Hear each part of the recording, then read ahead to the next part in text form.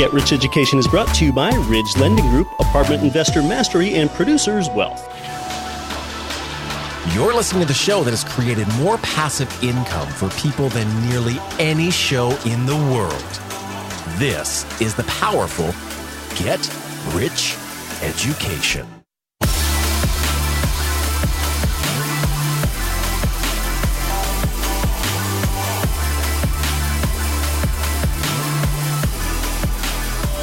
Hey, welcome to Get Rich Education, episode 195. I'm Keith Weinhold from Beirut, Lebanon to Lebanon, Pennsylvania, and across 188 nations worldwide. There is one thing that I definitely know about you, and that's the fact that you are an investor. I know that about you for sure. And how could I know?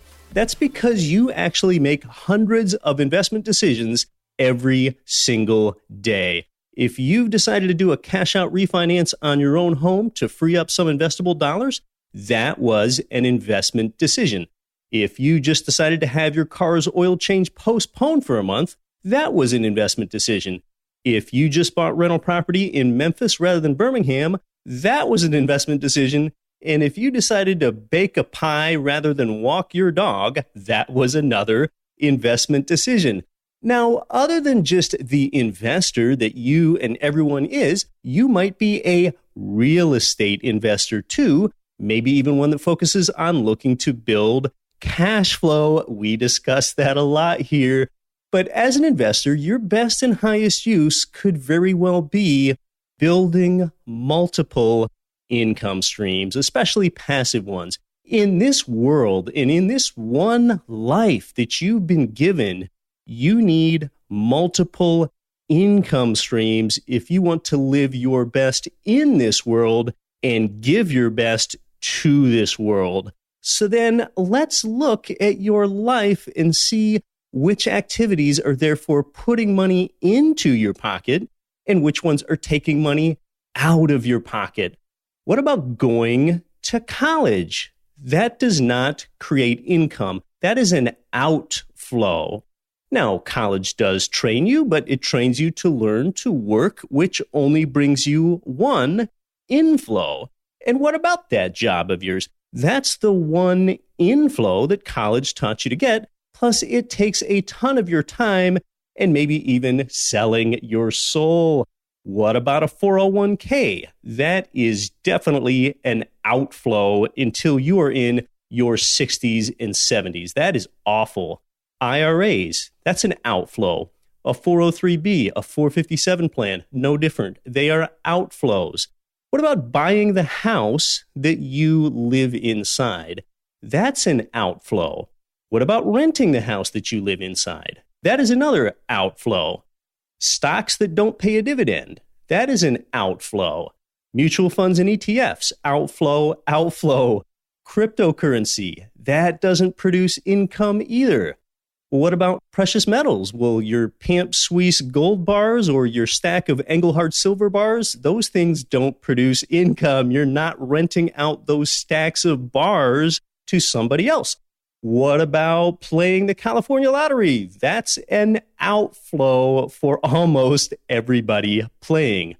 How about a business that you own yourself? Now, that can provide a substantial inflow, although it takes a special type of person, arguably, to be an entrepreneur, and usually some pretty significant startup resources, including much of the addition of your most valuable resource, substantial amounts of your own time in getting your own business up and running. So then what about starting a business where you can easily tap into an existing system, where a roadmap is already laid out in front of you, where you're renting investment property to others that's managed by others, and it's also a durable business model, and it's something you can easily understand, and it's a proven passive income generator, a proven inflow. So that's exactly why we talk about what we talk about here at Get Rich Education, getting multiple cash flowing real estate income streams from some of the best investor advantage markets, and not just different geographies, but also in different use types where there's sustainable demand, like both residential real estate and agricultural real estate, for example. Do you know how many different sources of income the average millionaire has? What do you think? How many different sources of income does the average millionaire have? It's 7. 7 different income sources. And this is just for those with a net worth of at least $1 million, which really isn't all that much these days. Now, here's something actionable for you then. Just look at your last month's bank statement from Bank of America or Wells Fargo or your local credit union or wherever you do your banking. Okay, how many different inflows are there? Well, most people only have one inflow source, their job, and it's just 100% their job. And then they have a bunch of smaller outflows. That's what their monthly statement looks like. Well, instead, you are collecting a bunch of inflows. You know something? I actually knew that I was on the right track. Gosh, it was about 10 years ago when I was in the process of qualifying for another residential income property loan. It was something that my mortgage loan officer told me after he had all of my documents, and it was just a little comment. He said, Keith, you have so many inflows and outflows. That was very telling to me because I demonstrated to him that I was an unusual borrower, and I hadn't really even thought about it at that time. So yeah, most people don't think this way or act this way or have a monthly bank statement that reflects that. And I don't have any interest in being usual. Look, it is not the time to get the job that your mom always wanted you to and just stick with it forever. It never has been. You love your mom, but she was probably not the queen of passive income so much as an adherent to social convention. As much as we love her, you could earn money. You could pay taxes. You could live like a pauper and save like a miser. And a lot of people actually think that's a good thing. Most people actually think that is the way. Struggling is good. Settling for less all my life is good. How did it get to that? I mean, they are still driving their 2002 station wagon that has 298,000 miles on it, and they think that right there demonstrates that they are good with their finances. So this scarce, debt-free, and life deferral crowd, they actually pat each other on the back over stuff like that. I'll tell you that driving a 15 or 20-year-old car with 300,000 miles on it could very well indicate that there's a lack of financial savvy there. Not a bunch of it, a lack of it. Now, yes, it is conceivable, 1 in 100 million, that you can build wealth by inventing the next Facebook or striking it big in the New York lottery or picking the latest hot cryptocurrency and riding it up and selling it at just the right time. Or instead of things like that, what if you just keep building upon a systematic approach that increases your passive income and ramps up all throughout your life? You could work more hours, but you'll run out of hours. So keep buying income, buy passive income until you have enough of it to pay your bills and support your lifestyle. Then you are free. Now, once you become free, if you want to go beyond freeing up your time to the next step and build wealth and have your own private plane or whatever after that, that's fine, but get free first. Maybe you have the dream of having the time to build your own designer clothing business and ultimately building wealth through that. But see, having passive income from real estate to fall back on while you're getting up and running, that builds you a bridge to that business that you want to build. That will give you the cushion that you need to do that if something like that is your dream. So you want to be free. And why do you want to be free? You must desperately get freedom of time for yourself first. And if you don't know why you're doing this, do all of this so that you can start to be yourself. Gosh, above all else, be yourself. I mean, look, how many times in your life has someone told you that when you don't know how to act in a stressful situation or some difficult moment and you've never been there before, that the best thing that you can possibly do in your life is be yourself or even be true to yourself? I'll tell you, the person that's dispensing that advice to you, that person isn't even taking their own advice. And why is that? That's because they themselves trade their time for dollars at a job that they're not passionate about. And if you do that too, you aren't even being yourself. And what do I mean by that? Well, I think you already know your entire life is disrupted unnaturally. You might wake up to an alarm that rudely cuts through your sleep like a knife, and that's how you start your day. And that is mostly driven by the fact that you must be sitting in your cushioned swivel seat at your workstation in your workplace by a set time that's determined by your employer. That right there is not being yourself. You wouldn't do that naturally. Say that your quitting time near the end of the day isn't until 5 p.m. and it's 4:48 p.m., so you're just going to screw around and play some absurd charade again for these last 12 minutes, and you're going to have your computer monitor set up in such a way so that no one sees you on the ESPN website, and you can quickly minimize the browser window, and you've got a spreadsheet behind it that it can quickly show that that's what you were really working on. Well, that's not the best version of yourself. Sunday night, you've got a pit in your stomach again because you know you have another week of this mostly soulless grind ahead of you that you just don't know a way out of. And even if your job isn't so bad, ask yourself, I mean, really, in your heart of hearts, if you could be doing anything, is this really how you would choose to spend your time? If you could be doing anything in the world at all, are you being yourself? When you sell your time for money and there's a lack of passion or meaning behind it, you're going through this one precious life of yours not even able to be yourself. Well, you actually have a choice in this. So if you're not building passive income for strict financial wealth, then for goodness sake, do it so that you can buy back your life and actually be yourself. You know, they say that more money doesn't make you a better person or a worse person. It makes you more of what you already are. And I think that's largely true. But more time really makes you more of what you are. And it can make you yourself. Do you like hiking mountains? Now more time means that you can hike the 7 highest summits in the world, the highest one on each continent. Do you like volunteering your time to your church or to elderly people at your local assisted living home? Do you get such a feel good from that you wish you could do it every other day instead of twice a month? Well, now you can with freedom of time. More time makes you more of what you are, and it allows you to be yourself. You can establish multiple income streams that take very little of your own involvement. And you know what? Let's just say that you're only halfway there.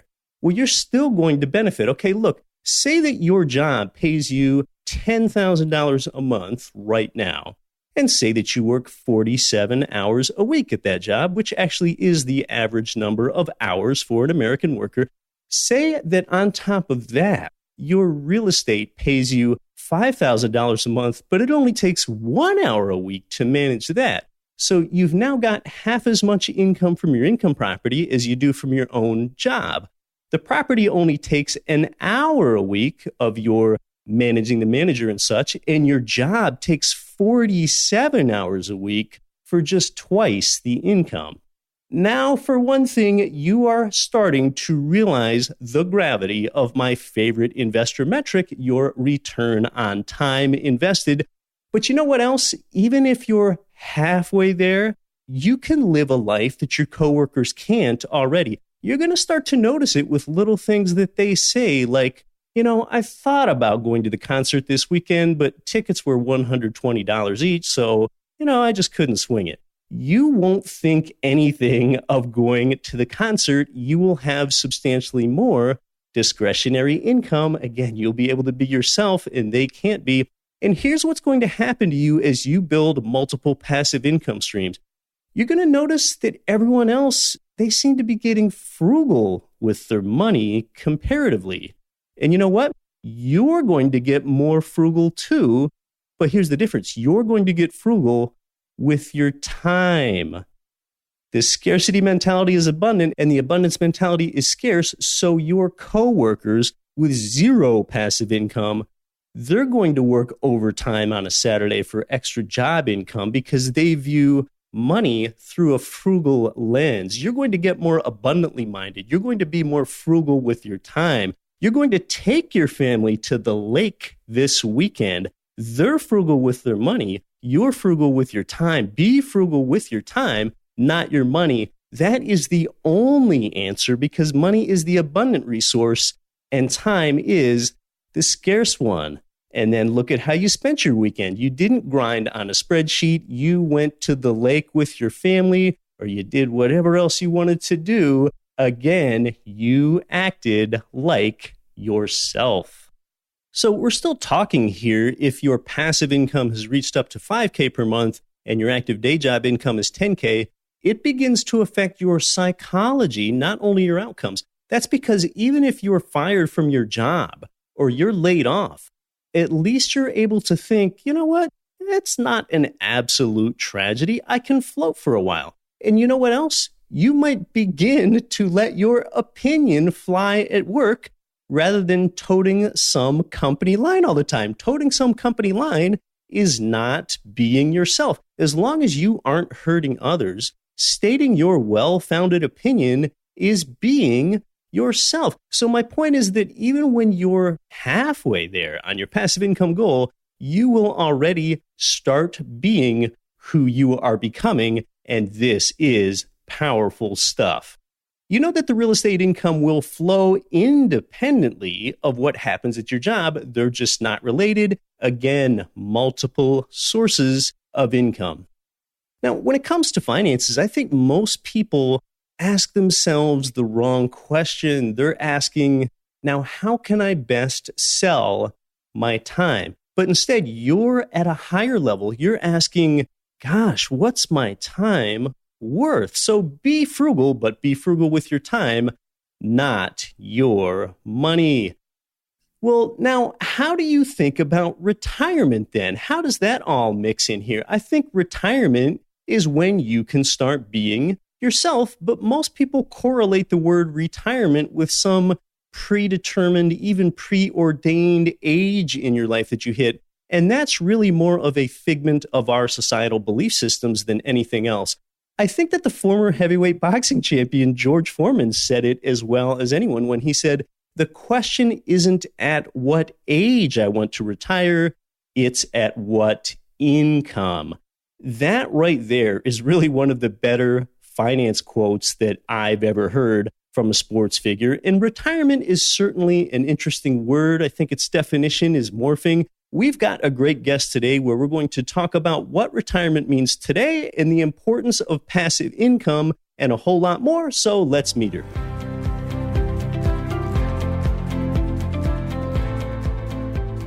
We are talking to a financial planner today, but don't tune out because she is not a typical financial advisor. You know, when I listen to her, she actually gets me nodding my head more than shaking my head. Financial expert Steve Savant, through a CNN property, called her a cultural contrarian, the matron of money, and a Joan of Arc crusader separating financial fact from fiction. In fact, she is one of the original Rich Dad advisors. She is the founder of Partners for Prosperity, and she shuns common financial products like stocks, bonds, savings accounts, and CDs. Her work has been recommended by many people, actually all of whom have appeared on the show here with us. Robert Kiyosaki, Tom Wheelwright, Patrick Donahoe, Garrett Gunderson. Investopedia recently named her to their list of the 100 most influential financial advisors, and she's authored a half dozen books. And in addition to all that, she's an active alpaca farmer on her rural Texas home. It's a real pleasure to welcome on to Get Rich Education today, Kim Butler. Hello, Keith. So happy to be here. It's so good to have you here. So you can probably tell I'm already mocking typical financial planning a bit. Tell us why typical financial planning has failed. Well, it is my passion to elaborate on that because it doesn't work. It frankly has never worked. And it's so frustrating that so much of our society is locked up in it.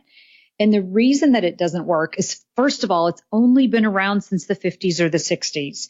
the work that you and I do and all the guests that you just mentioned earlier do and have done forever is what traditional financial planning is about. People didn't even really used to use the word financial planning, but because it's so common today, we've really made a point in all of our educational material in defining typical financial planning, which is trying to develop a roadmap to get from here to there, assuming, really big word, assuming you know where there is.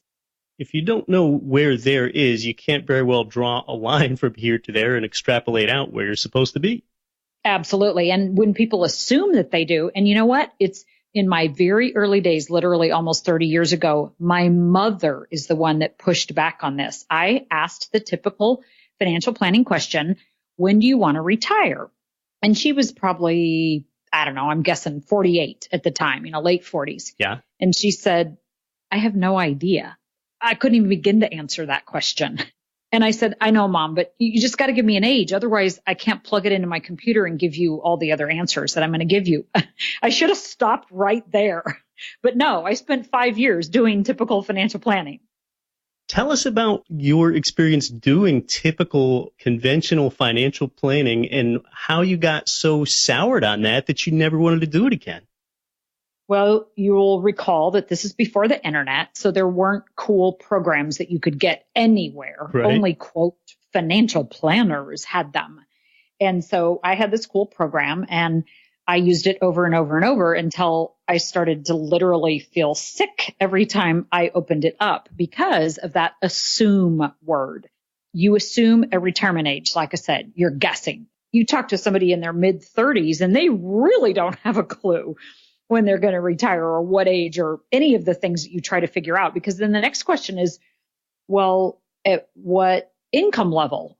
Somebody in their mid 30s, even into their mid 50s, doesn't have an idea of a reasonable income level that they want to retire. And then you're going to ask other silly assumptive questions like what age you're going to die and how much inflation is going to be and what tax rate. So you put all these assumptions into this thing called a computer, and you spit out this thing called a financial plan, which assumes that if you do everything on this quote financial plan, that it's all going to come into reality.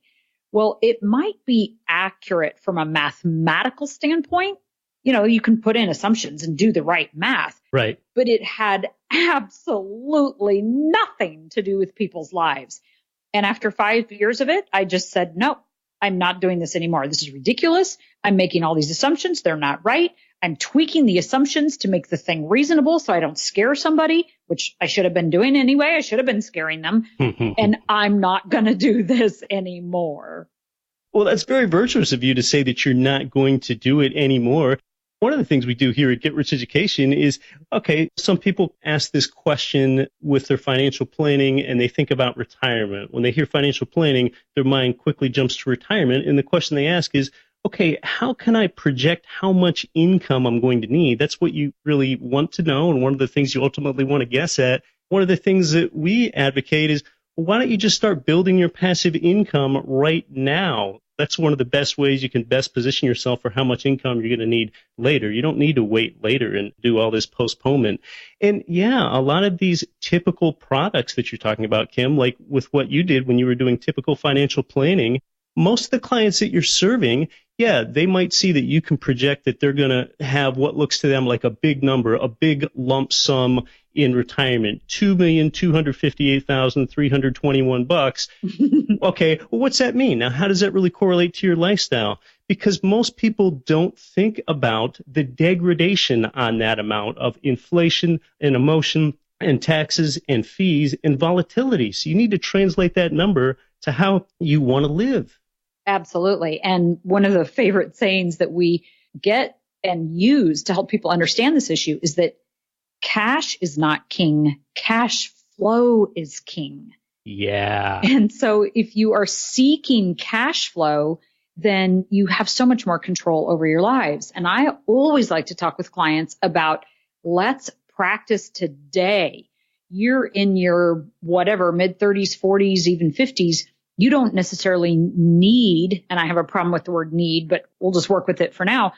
You don't necessarily need cash flow today, but let's practice. Let's find some investments that cash flow. Let's get started in the cash flowing environment so that when you are 59 and a half or 65 or 73 or 80, when you really should be retiring, you don't have to make this big decision of, oh my gosh, I have my $2 million and X many pennies. That was funny what you brought up. IRA to roll over or 401k or 403b to roll over. And I have to make this huge decision to somehow convert that into cash flow. Don't do that to yourself. Start creating cash flowing investments today so that when the time does come that you have that big 401k to roll over or whatever it is, maybe you've sold a business or you've sold a big piece of real estate and you're ready to do something different. You're practiced. You're ready. You know how to create cash flow.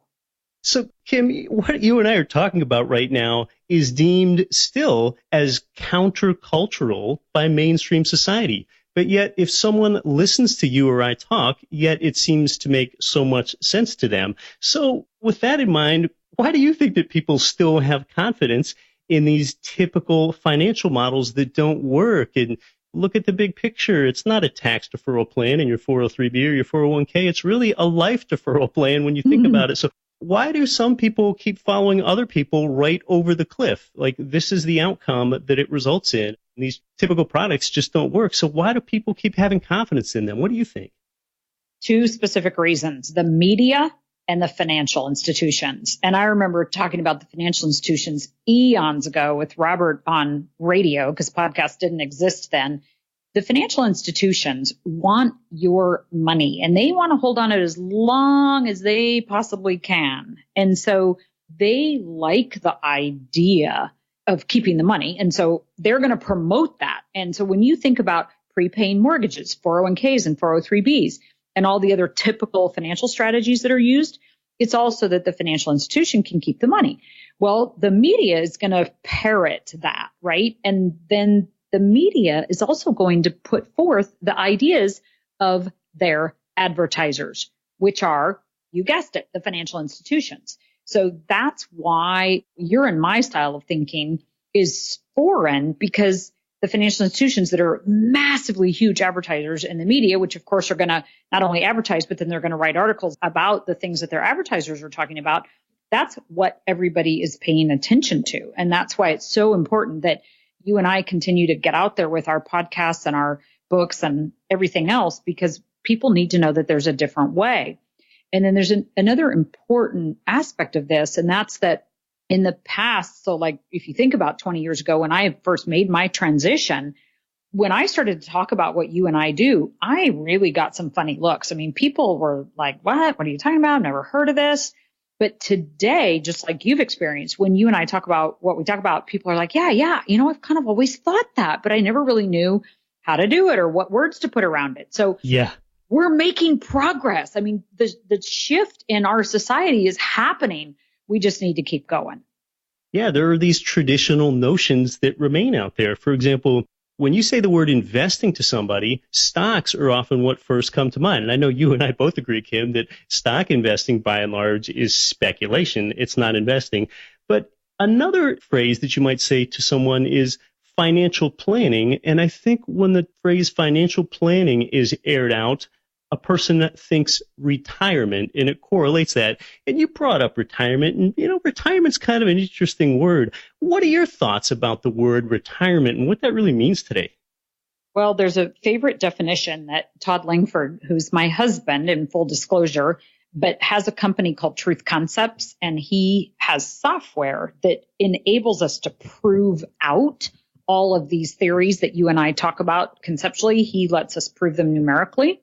His definition of retirement is to take out of service. And if you think about that definition, and there's many of them, but that singular definition of retirement, to take out of service, holy cow, who wants that done to them? That's not a good thing. And I've seen this play out in my own family's lives. I've got some parents and some in-laws that are retired, and I have some parents and in-laws that are still working in their early 80s. And it is a mile difference between the lifestyle, the mentality, the physicality, the abundance of those two different groups, those that are working and those that are not. So I think retirement is a joke, and I think it should not happen. And I think we need to defer. Everybody talks about deferring money. I think we should defer retirement because, yeah, maybe when you're 85, but not until then. So do you think a person is retired if they're 66 and they don't work a conventional job, but they're just out there doing what they want to do, and they're swinging golf clubs and they're hiking in Bryce Canyon National Park? I guess that person is not really taken out of service then, right? They're financially free. They're doing what they want to do, and they're still being vibrant and robust, which kind of flies in the face of being taken out of service.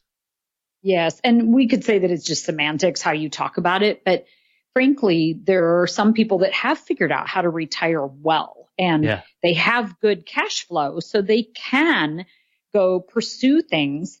But I really feel strongly about the act of service. And it's certainly not something that maybe everybody agrees with. But if you live your life solely selfishly, I think you get a certain kind of life.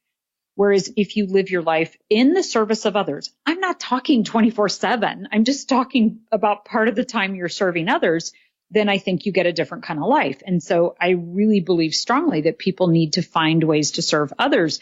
And in that, they will get joy. And frankly, sometimes they will also get paid, which then creates even more cash flow. And that keeps the circle going.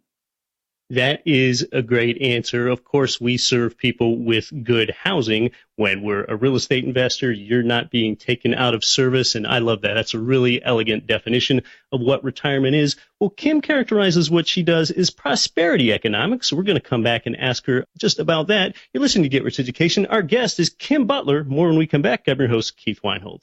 For an income property investor like you that needs an income property loan, go to Ridge Lending Group. And over the years, you've heard owner Chaley Ridge generously give her time to you right here on the show as a guest.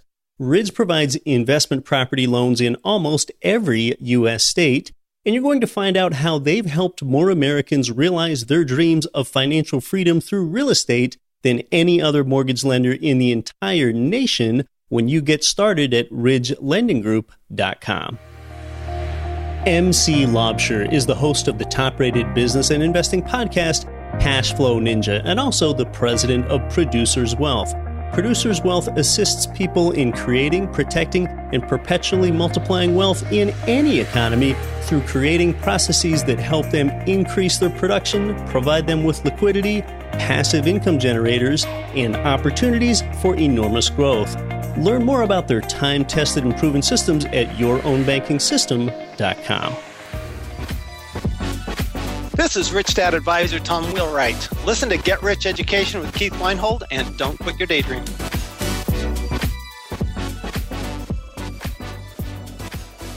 Welcome back to Get Rich Education. We're talking with original Rich Dad Advisor Kim Butler. Kim is the founder of the Prosperity Economics Movement. Her website is prosperity.com. Kim, tell us about prosperity economics. What is it? Well, it's a term that I coined to describe the work that we do because I had such a hard time helping people understand it, and it needed a name. And so I would say that wealthy people have been practicing prosperity economics since the beginning of time. I mean, if you look at a book like The Richest Man in Babylon, it talks about the same types of things that you and I have been talking about forever. And we all know that there are wealthy people all over this country that never did a, quote, financial plan and may or may not have invested in the stock market. But we know that they didn't get rich because of their 401k plan. So it's just a term that I coined to describe this effort of creating cash flow, having control over your money, and working with the types of investments that really will get money to either grow or to create that cash flow that so many people are seeking. And yet so many people really don't know how to make happen. I think if a person does not care about their financial future, then the 401k might be okay because they just truly don't care. They don't care to figure these things out. But if you do care about your financial future, you really do need to start thinking about some things like rather than being involved in a salary reduction plan, which is what 401ks were originally called, why not tap into a salary increase plan? You can actually do that with something that creates income, but that just doesn't occur to most people. So if someone is inclined to look into those things, there's just still a knowledge gap there. Absolutely. And you used really good words there. It is amazing what, again, our press and even the government has done in the naming of things and the wording of things that really misleads people. But you said it well. People need to care about their finances. In fact, I always believe people should have two jobs, their day job and their job of their family's finances, and creating the opportunities and being diligent about saving and tracking money and learning about how to do investment real estate, because that's really the best first place to start to get cash flowing investments is passive real estate oriented environments. People spend all this time at their job learning about how work works. They don't spend any time learning about how money works, but yet money is the main reason that they go to work. Yes, and we all know that college kids are not taught anything about this. I'm always just amazed how little money education college kids have. Yeah, that just still has not changed very much. And it makes sense for everyone to think about themselves as an investor, because actually every person is an investor. We all make hundreds of investment choices every day. Everything. If you go to the supermarket and you buy triple washed bagged spinach, and you pay $2 more for that than you do a loose head of spinach that you have to wash all the dirt out of, well, you need to spend 8 minutes washing it. Well, you just made an investment choice. You said that $2 is worth more than 8 minutes of your time if you chose the prepared spinach. So everything is an investment choice. It actually trickles into every little action we take each day. Absolutely. And it's something, too, that we are always helping people understand. It's a basic economic theory that everybody learned in high school and college, and it's called opportunity cost. Yeah. And yet most financial planners, your typical financial planner, is not even going to teach it because most of them don't know. They don't remember about, again, this basic economic theory, but it's not brought forward in a way that people can deal with today. And what you just talked about with your decision on your spinach is an opportunity cost issue, because frankly, depending on your level of income, somebody might be better off investing, and I mean that word literally in this instance, in pre-washed spinach, because the amount of money that they earn for those 8 minutes, right? Whereas somebody else would be better investing the time in washing the spinach. And that's an opportunity cost decision. I mean, it's stretching it a little bit, but you brought the spinach analogy up, so I thought I would just run with it. And opportunity cost has so much to do with what is seen versus what is unseen, because what is seen to that grocery store consumer is that they save $2, but what is unseen is what they could have done with those 8 minutes had they had that extra time. Because it's never seen, it's never realized, and because it's never realized, it's often never even contemplated. Absolutely. So we have these 7 principles of prosperity, and the third one is measure. And when most people think about the word measure and the typical financial planning environment, they're obviously going to measure, how much money do I have? How much money do I need? What rate of return can I earn? But that's not what we mean by measure. What we mean is to bring in that opportunity cost. And the way that you measure opportunity cost, you first have to learn about what it is.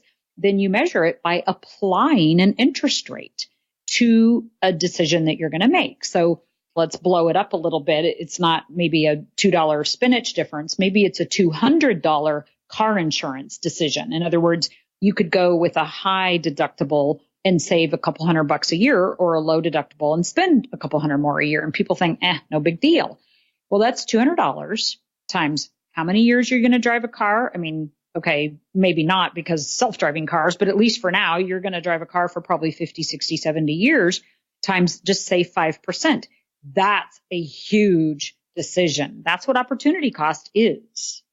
Yes, we're all faced with bigger opportunity cost decisions regularly than just washing a head of spinach. If you have a car loan at a 4% interest rate and you decide to go ahead and pay that off, you've seen that you save money from paying interest. But again, there's the opportunity cost of you could have invested in cash flowing real estate that throws off maybe a 9% cash on cash return, but you'll never realize that. So there are that 5 points of arbitrage there between 9 and 4. And oftentimes, mainstream society just doesn't realize that opportunity cost. But Kim, you touched on the 7 principles of prosperity, which is really a cornerstone to prosperity economics. Tell us more about the 7 principles. Well, these are similar to the fact that I coined the prosperity economics term. These are principles that I just wrote on a single piece of paper. I didn't invent them. I didn't come up with them. They've been around since the beginning of time. And yet, as we've talked about, it is something that everybody that has wealth has practiced. So I mentioned the third principle, that's measure. They each have a single word. The first one is think, and it talks about mindset and how important it is to be conscious of your mindset. And you can either be thinking from a prosperous mindset or a scarcity mindset. And believe me, we all do both, right? Yeah. I mean, you and I still get stuck in scarcity thinking sometimes. However, we caught ourselves. We know how to switch. And like you said, it's super critical. So it's the first principle. Second one is see, S-E-E.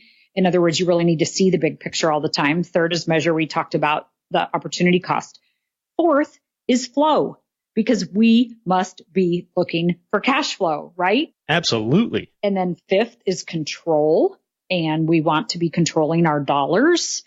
Sixth is move, because we want money to be moving through things all the time. And seventh is multiply, because when we combine things like cash flowing real estate, whole life insurance to build our liquidity fund, and other types of investments that get our dollars to move, then we can get a multiplier effect on those dollars, which means that $1 is really impacting all of those things and improving our lives, getting us more money, more benefits, et cetera.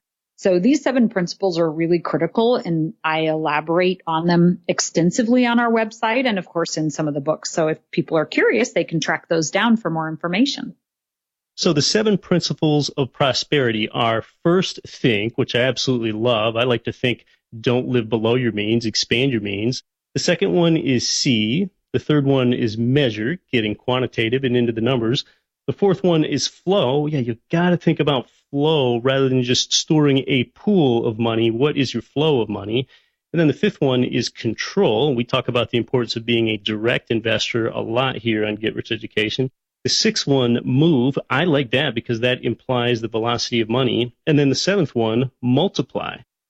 At Partners for Prosperity, one of the interesting ways I know that you multiply is you do use that vehicle of whole life insurance for, and I love how you call it a liquidity fund, because the word liquidity, that implies that there is movement there, which is that 6th of 7 principles of prosperity.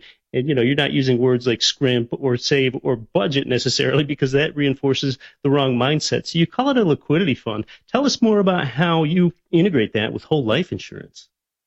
Well, the funny thing is whole life insurance is probably the closest product to real estate that you could possibly find. The two work so well together. And the cash value of whole life insurance, I'm talking the boring old whole life, it's been around for a couple hundred years, very traditional, is not only liquid, it's a perfect emergency opportunity fund. Well, people that own real estate need to have an emergency opportunity fund because, number one, they have emergencies like, the roof needs to be repaired or a tenant's gone for a while, et cetera, with your real estate.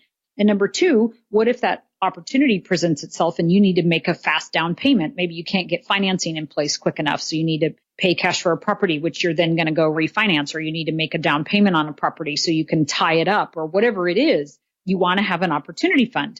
And everybody talks about just the emergency part, but that's boring. Who wants to talk about emergencies all the time? We want an emergency opportunity fund, but that opportunity fund needs to be liquid, and nobody wants to store cash in a bank at 0.001% taxable these days.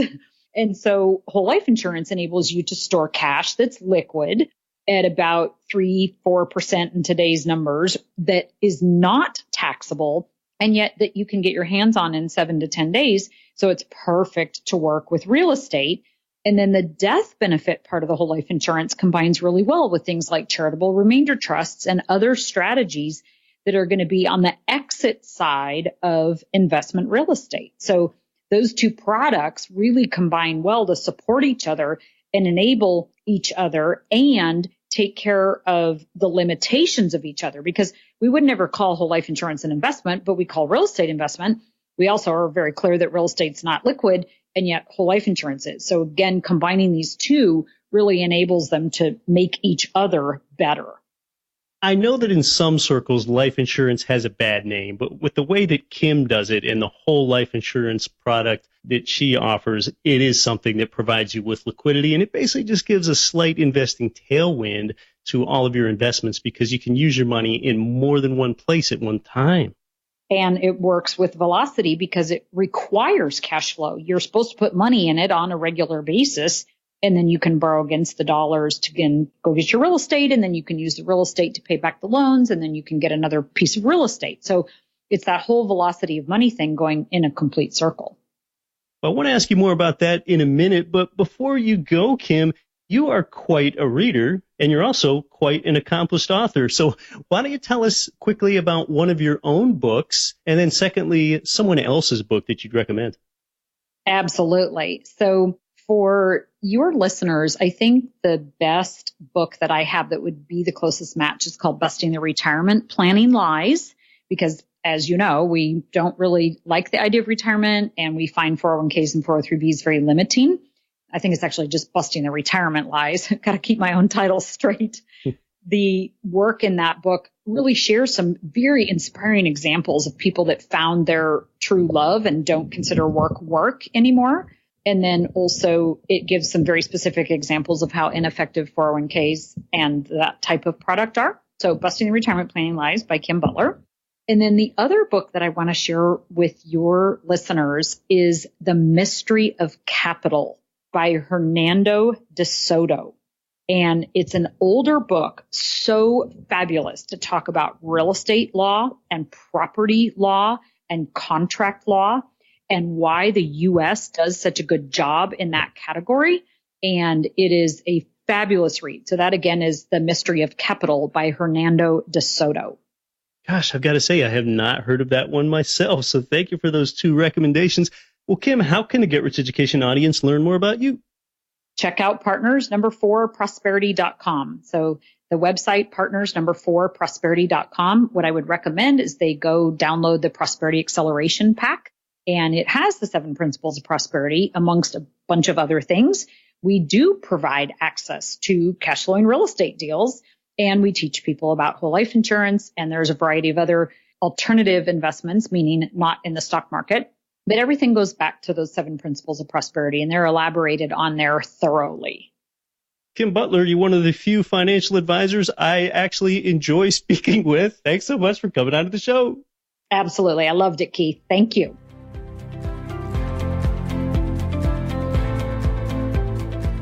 Great thoughts from Kim today. That's a pretty elegant definition of retirement, and those 7 principles of prosperity are completely on point. You know, one other thing that I like about Kim that really stands out to me is that she chooses her words really well.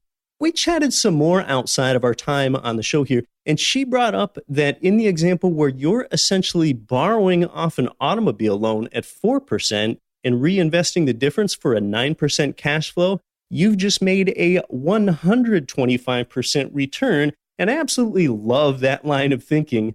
Now, I've had the debt-free crowd bring up a point about how they would want to retire a low-interest rate car loan, and you just got to do that because it's awful to have debt on a depreciating asset like a car. Well, my point is that the car is going to depreciate whether you have a loan on it or not. That does not change the arbitrage proposition on that car at all. So then my point is, why would you want to have 100% equity tied up in a car that's going to depreciate in value when that position is going to limit the income stream that you can draw from elsewhere? Kim's resources are in the show notes. Old belief systems could be degrading your opportunities and your quality of life. Build multiple income streams. With a 401k, you're just hoping to die before your money runs out. What an awful way to live. And you made sacrifices all your life just to get money into the 401k in the first place. And with the 401k, tax deferral and compounded returns are not going to get you where you want to be either. But you know what? We're going to discuss that and so much more about the 401k in 2 weeks, because that's when we're going to have the very inventor of the 401k here on the show with you and I. He was supposed to have been here earlier, but we had to postpone that for 2 weeks from today. And you know something? I've got to admit, I'm a little apprehensive about having him here. You know that I think for all but the most irresponsible people in society, 401ks are just awful, dreadfully bad. Ugh. The fact that they take money out of your pocket every month when a sound investment instead puts money into your pocket every month, that's just the start of why I can't stand most defined contribution retirement plans. For decades, in the best decades of your life, it performs oppositely then of how a good investment should. So I'm just telling you how I really feel. I'm a little apprehensive about that show in 2 weeks because he helped invent the thing that I think reduces the quality of countless people's lives. But he and I have already had a chat on the phone now, the inventor of the 401k, Ted Benna. He doesn't think that 401ks are serving people very well either, so I'm confident that we can have a nice, amicable interview here. I'll tell you, if I had maxed out a 401k every year when I was still working at a day job, you probably would have never even heard my name because I would still be working there as a day job as a construction materials inspector because that's what I was doing then. And again, I wasn't being myself. And now you have heard of me, and I'm here being myself, talking about what I like discussing most: real estate investing, economics, and wealth mindset. I mean, typical financial planning, why do most people even do that stuff? Well, I think it's because that's all that they know and that's just what everyone else does. And that's an awful reason. When one of the top reasons for doing something is just a largely unsubstantiated, well, that's just what everyone else does, well, then it is time for you to ask some very real questions. On next week's show, we're going to focus more strictly on real estate investing. And then the week after that, again, we'll host the inventor of the 401k, Ted Benna. Thanks to our guest, Kim Butler, today, with a little help from Robert Sislow. Thanks to the team here at Get Rich Education, developers John Collins and Marcus Whelan, sound engineer Bidrin Jampo, web designer Nikon Roy. I'm your host, Keith Weinhold. Be yourself and don't quit your daydream. Nothing on this show should be considered specific, personal, or professional advice. Please consult an appropriate tax, legal, real estate, financial, or business professional for individualized advice. Opinions of guests are their own. Information is not guaranteed. All investment strategies have the potential for profit or loss. The host is operating on behalf of Get Rich Education, LLC exclusively. If you want to retire in 5 years or less through real estate investing, then pay close attention as I'm about to share my proven recipe with you. This is Brad Sumrock, and I've taught thousands of people just like you how to replace their incomes, quit their jobs, or simply have more income and freedom than they ever thought possible. And we do this by investing in apartment buildings. After starting with no experience, I managed to pocket over $1 million in cash and retire from my 17-year corporate job after only 3 years of apartment investing. And I have hundreds of successful students that have had similar results. If you want to get out of the rat race or simply have more income and freedom in your life, then investing in apartment buildings might be the answer for you. Visit our website at bradsumrock.com to get more information about our upcoming training events. That's bradsumrock.com.